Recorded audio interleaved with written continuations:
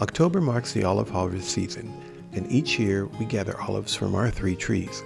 It's a modest harvest, but as you'll see, you don't need an entire grove to get high quality olive oil.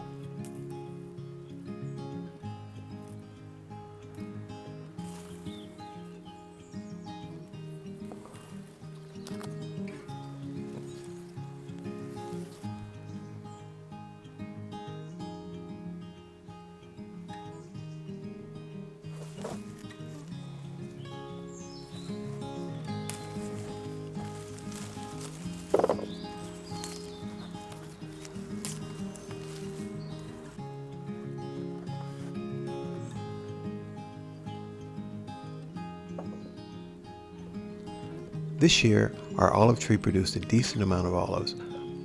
Our pomegranate tree also bears fruit, but they always end up looking like this. I have no idea what's causing it. If anyone has any tips or suggestions on how to prevent this, please let me know in the comments.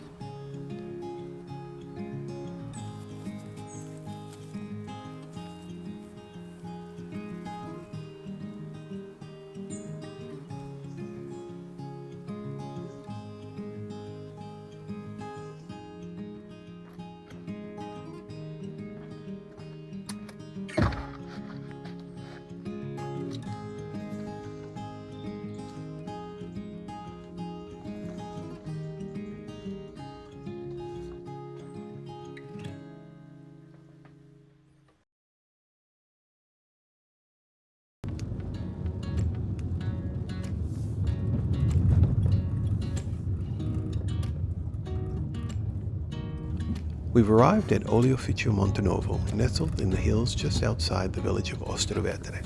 Here we'll trade our olives for fresh oil and get an inside look at how the olives are transformed into high-quality olive oil.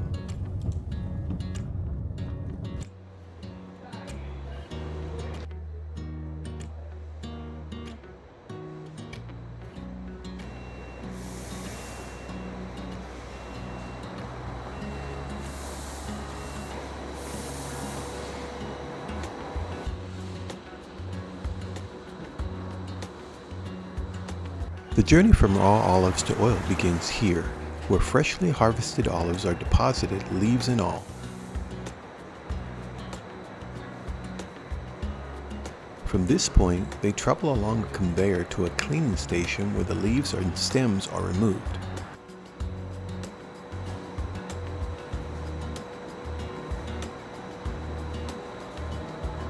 Once cleaned, the olives are sent to the crusher, which turns them into a thick paste. This paste is transferred into these yellow mixing machines, where the temperature is carefully controlled between 24 and 28 degrees Celsius to help separate the oil. After passing through a centrifuge, the oil is collected in large vats, ready for precise measurement into various container sizes.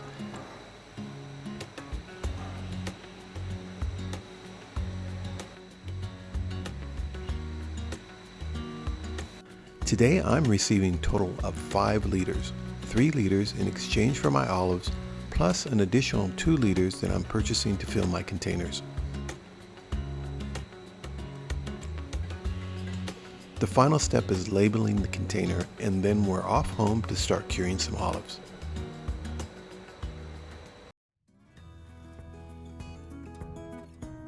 Each year I set aside a small batch of olives to cure for eating. This year I'm trying 2 different methods. I'll cure dark ripe olives in salt and a mix of olives in brine. First I wash and inspect each olive, checking for any rot or signs of fruit fly infestation, which can show as small punctures or misshapen spot. I start by slicing each olive with a knife. But since this is time consuming, I switch to a nutcracker. It's a safe, efficient way to crack the olive skin without risking a cut.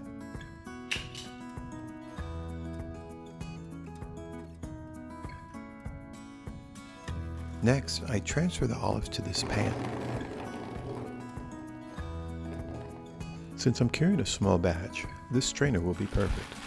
I line it with paper towels, then layer in salt and olives, repeating until they're fully covered.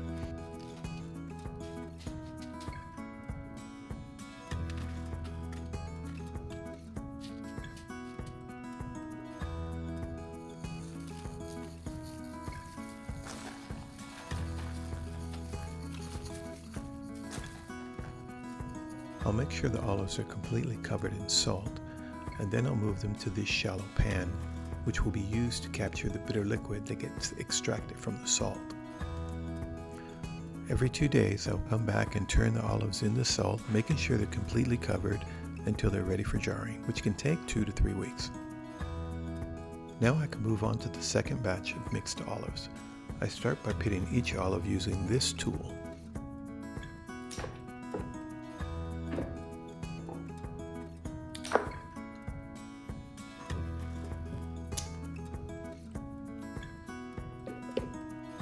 Once pitted, I rinse the olives and place them in this bucket with 5 liters of water and 300 grams of salt.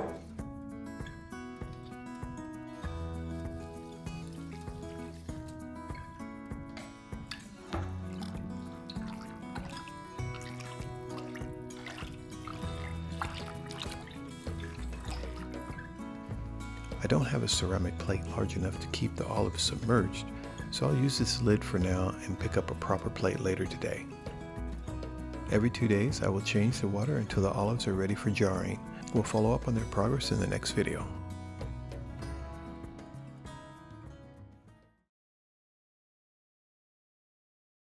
I'm back to work in what will eventually become the bathroom.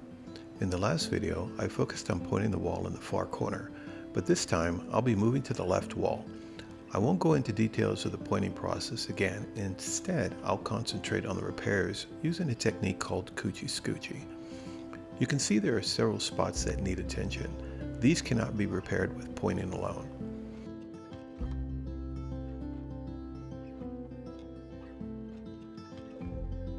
To begin, I remove excess dust and mortar and check for any loose stones.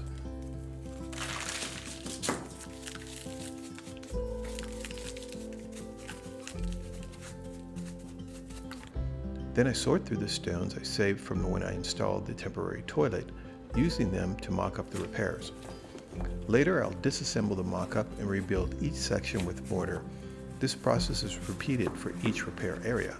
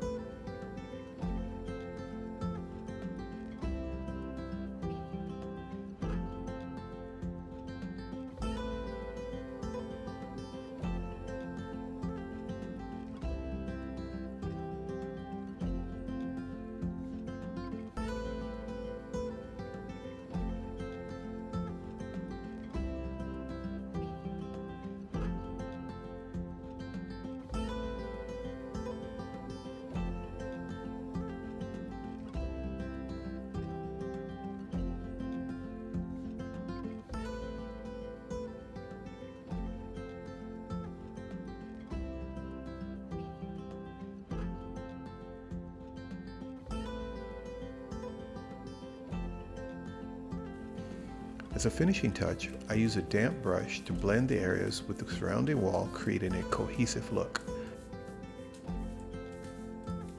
I'm pleased with how it turned out, and now I can move on to plastering. But before I do, here's a glimpse of the sights and sounds from the recent bread festival we celebrated within the Castello walls.